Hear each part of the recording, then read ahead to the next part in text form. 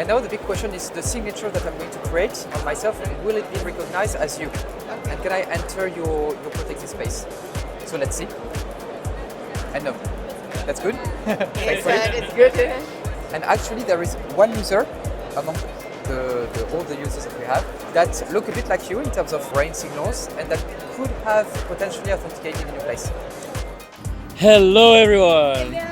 Live from Paris, France, just for you, Innovatology. We are Marie and Cedric, co-founders of Innovatology, one-stop shop for the latest tech and innovation, where we decode it for you in a normal language where even the people who are not from tech industry will understand it. So this is exactly what we're going to do right now for you in the next 3 days at the Viva Tech, where we will explore the latest tech and innovations presented by big corporates as well as startups, and we will showcase to you what is coming to the market very soon and how it will help improve your lives. So stay tuned.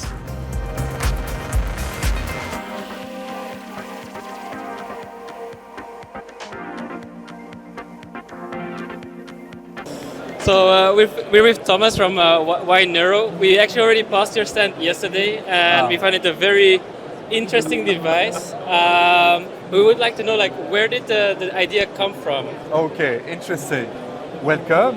So we are Yneuro. We develop neurotechnologies and AI. So the thing is that we develop solutions, AI-powered solutions, to make your life easier and better. Our solution is called Neuro ID. It offers you the opportunity to connect thanks to your unique no signature, and we design it to be private, secure, and unique.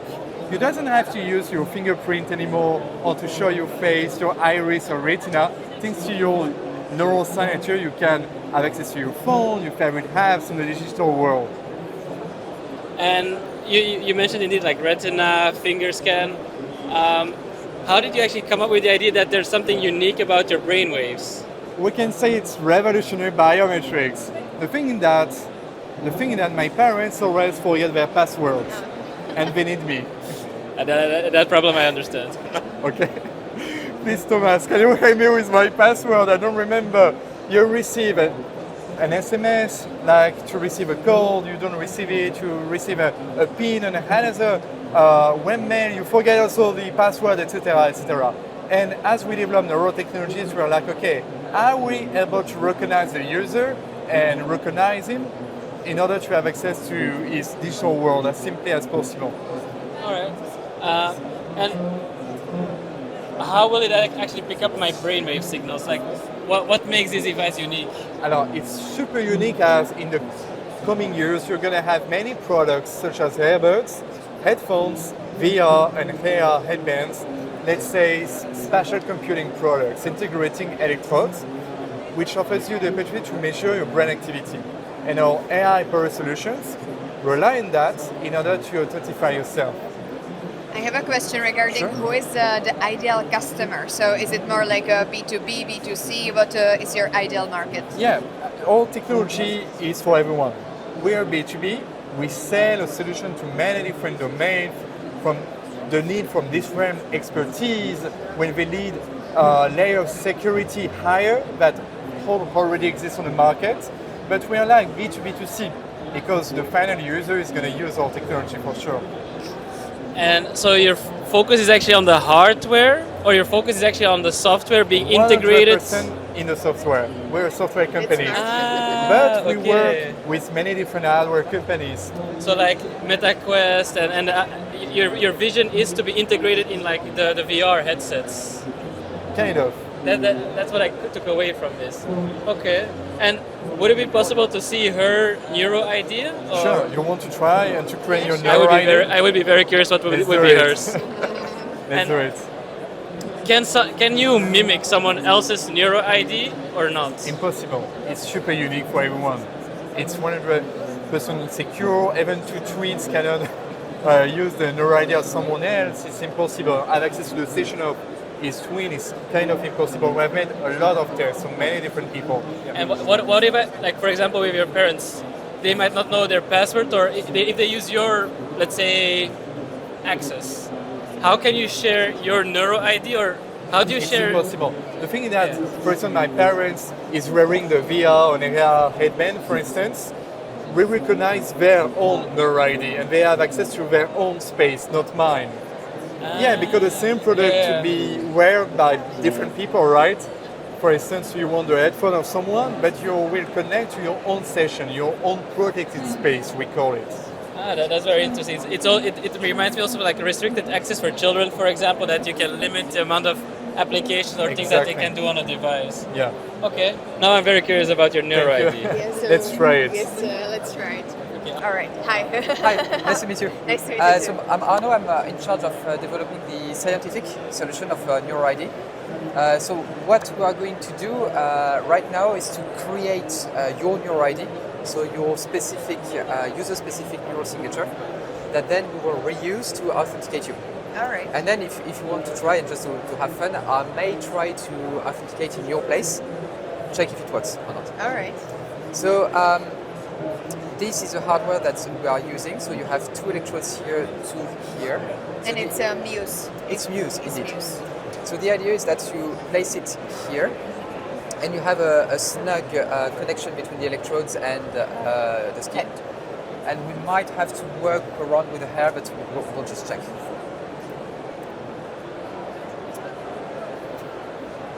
So here in real time we can see your signals. They are, please don't crash. They're actually workable, so we'll work with that. So here you just blinked, and if you clench the jaw a bit, If I can what? clench the jaw. If you, you see you have muscular activity Yes. that is different from brain activity. So if you remain, so you might try to maybe tighten it a bit. So you basically you can press a bit, and there are basically yeah, that should be fine. Yeah, you can see this is a lot lot smoother. So first I'm going to create your Neuro ID. Okay. So I'm basically taking 5 seconds of data that you just saw, and these signals are transformed into your unique neural signature. So they are processed and then entered input into an AI calibration loop. So these are the signals transformed into your specific Neuro ID that is encrypted. All right. Quite important, this data is then deleted once we have your signature that is not interpretable at all. Your own data, what's basically you, is deleted so that no one can go back to it.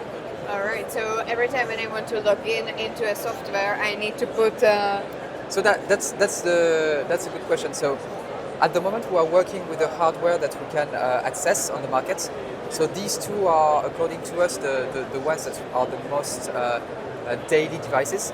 But in the next few years, we should see witness a release of very daily life devices, for example, earbuds or even VR headset with these kind of electrodes that we could use, without any difficulty. So now that we have created your Neuro ID, your interface, Okay. we want to log in, we want to access your private space. So to do so, as any other authentication system, we collect a bit more data. That's going to be your data and used to authenticate. So this time again, we're going to take these signals and transform them into a new signature that is compared to the previous signature that you stored in the first place. Okay. So when it works, we can unlock an iPhone, for example. This is your result. You got authenticated, meaning right. that we could recognize that you were the person that created the space. If we want to check, for example, the results, all the dots are people who already registered with Neuro ID. The green space is basically your identification space that you created in the first session, and the star is the signature that you created in the second session, which falls within your space. And actually, there is one user among all the users that we have that look a bit like you in terms of brain signals, and that could have potentially authenticated in your place. But the ground truth is, if I try on your session, Yes. does it work? And with the bigger user base of Neuro ID, is it possible that the possibility that other users will have the similar kind of ID, because it's just like statistics and probability that the bigger user base, the bigger probability that other people will have the similar ID, I guess? That's very true. We are working on a very large number of neuromarkers that are approximately the order of magnitude of a very, very large data set first. And for each marker, then we can distinguish people. So that's a first answer. The second answer is the more people we have, so that's true, statistically speaking, we might have more look-alike. But the more people we have, the larger the calibration data set and the better the algorithm. So we basically balance this statistical issue with the fact that our algorithm gets better and better. So if I understand correctly, it's like that the Neuro ID is actually generating a password for you based on your brain waves. Exactly. And then you are using this password that was generated to your different accounts on the internet. Exactly. So more than a password, it's basically your ID, literally. It's not something that would be specific to, for example, as you said, a platform, a phone or whatever. It's literally your own key to everything. So let's try with me. And like I had a question. Yeah. Do you need to think about the same thing always when unlocking your device or unlocking the platform? That's a very good question. If you basically have a systematic approach that is always the same, you might find more robustness and stability in your signature. So it is possible to have what we call stimuli, for example, a visual stimulus or a thinking stimulus or even an auditory stimulus, to, as you said, try to prompt the same neural signals again and again. But what we want to do is really have a seamless experience for the user, so being in a completely smooth and almost rest state, so that people don't have to do anything basically to authenticate. They don't have to think of a specific thing or look at a specific image. That's what we want. That's what we want to do. I would say to progress beyond, for example, a Face ID, where you have to do this gesture and look at your phone. But if you want to progress, I need to connect the Bluetooth. It needs to work. Okay, I'm getting there. I'm not getting there. And this is how the backend looks like of... Yeah, indeed. So that's Python. That's the coding language. You can maybe detail of the... because this is how it looks like.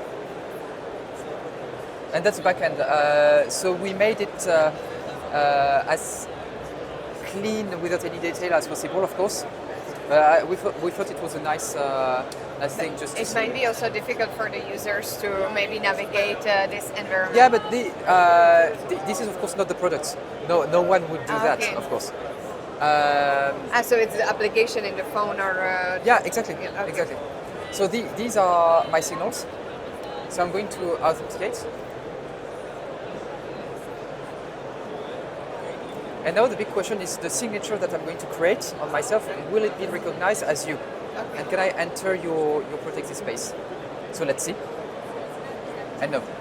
That's good? It's good. So let's check. So this is again you, the green dot, and my attempt is the star. And I'm outside your identification zone. So I could not authenticate in your place. We are two different people. All right. That's the take-home message. All right. Thank you very much for explanation of this really interesting software. Nice, very happy you like this. Arnold.